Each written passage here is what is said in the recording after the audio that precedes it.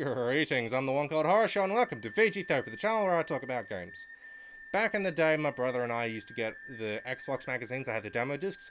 I think it was OXM, but I'm not too sure. And we absolutely loved those demos.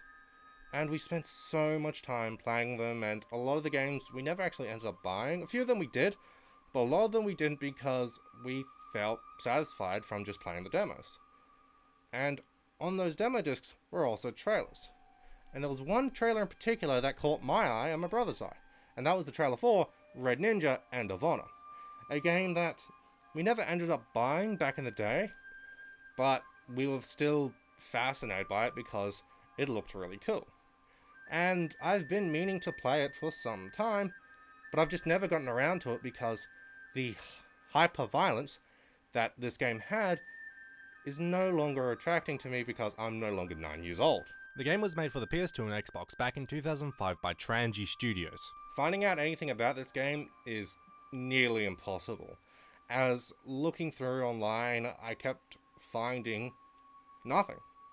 I found almost nothing. I could find that it was made by Trangi, which you would get from playing the game, but I couldn't find out who that was. The little I could find says that Trangi made this game and then either shut down or dissolved or got bought by someone else. I don't know. This is their first and last game as Trangi. I don't know if they became someone else or not. However, I've seen mentions to Tane and Opus, two companies that either formed to make Trangi or then split up to form Tane or something like that. I'm not really sure because I'm not really finding anything concrete on this game's history or the company behind it. The only concrete thing I could find is that there was apparently ads in Playboy, so that's a thing, I guess.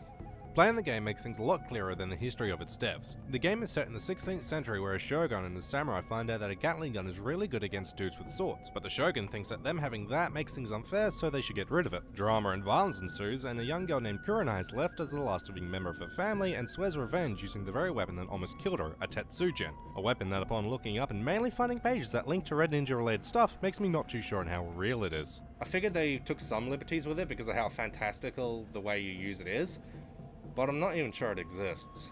But to answer the question of what the hell is a Tetsujin, it is basically a knife attached to a wire. With it you can attack enemies from a short distance and then drag them or use the wire to hit other enemies, and at select points in the game you can use it as a grappling hook and swing around. You could also just attack normally with a knife if you're boring or bad. The main thing that got me interested in this game as an adult was the stealth. Being a fan of stealth, I was excited to see what this game does. And what it does is give you a variety of movement options such as wall running, both horizontal and vertical, the stealth crouch most games have, and the aforementioned swinging. All of that got me excited to play the game because who doesn't want to be a ninja flying around and assassinating dudes? Which makes it all the more infuriating that the game doesn't play well.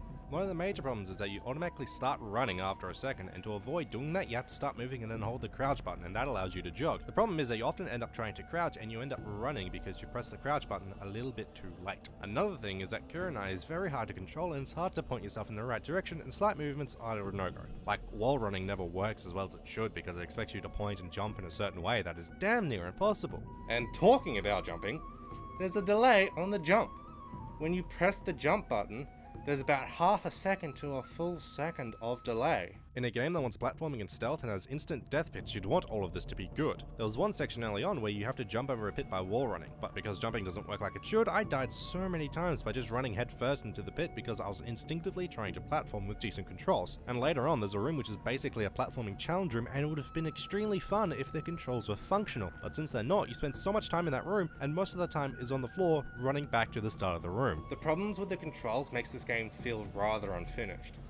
And there are two other things that kind of help prove that point: bad bosses and seemingly useless mechanics. The mechanics don't work as well as they should. There's what I mentioned before, and also there's the fact that there's another weapon which is all about grabbing and dragging. And looking at what it doesn't make much sense, because what it can do is type enemies and they'll call for allies to help them out, which I could never see a reason to do. Because either they're too close to each other so they would see you, they're in a good position for you to take down as they are, or you just can't do it because you need a pole to tie them to. The other thing that you can do is hang enemies with it, either killing them or doing the same thing as just tying them up. But it doesn't do anything extra, and the problem I was having was the fact that most, if not all, support beams are too high for you to jump on from the ground. And also, So when you stand on the support beams, which you can hang enemies on, you automatically crouch, and when you crouch you can't throw your weapon, so you can't hang them. It seems like there should be more to this, or at the very least, more opportunities to even use it.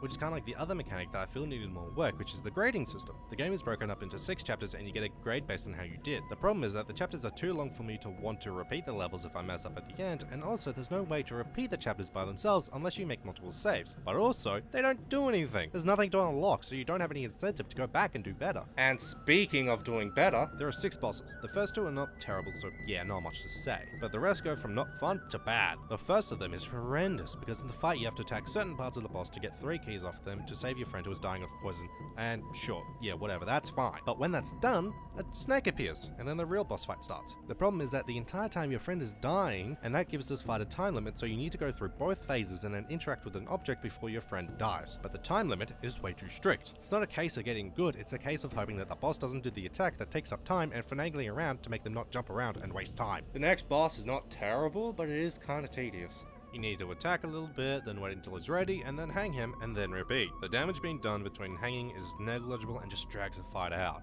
But then things get goofy. Alright, so first things first.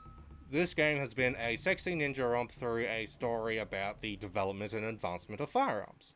Then the final level is you swinging from fire spirits? I'm not sure what those are meant to be, but you just swing from them to try and enter an upside down castle where the final bosses are. It's never brought up, and also, when I said final bosses, I didn't stutter. You enter and fight a boss, then when he dies another boss enters the room in the same cutscene showing the previous boss dying. But the first of the 2 bosses is terrible because you do almost no damage and the boss just keeps summoning arms that do extra attacks that you need to keep getting rid of, and it's just tedious. And the final boss isn't too offensive, except it's not clear when you're allowed to attack. Alternatively, the attack I was doing to do extra damage was actually the only way to do damage.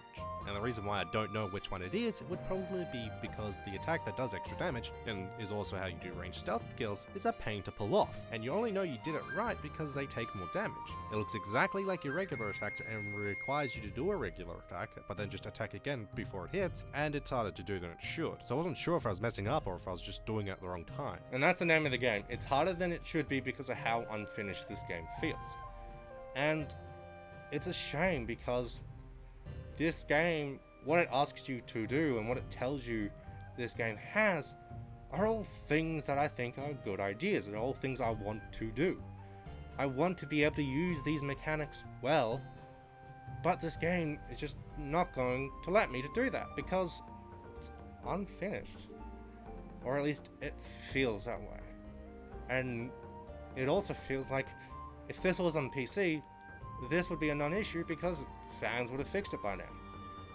If there were that many fans, I don't know. But still, it doesn't seem like something that hard to fix. I have no idea, I've never made a game.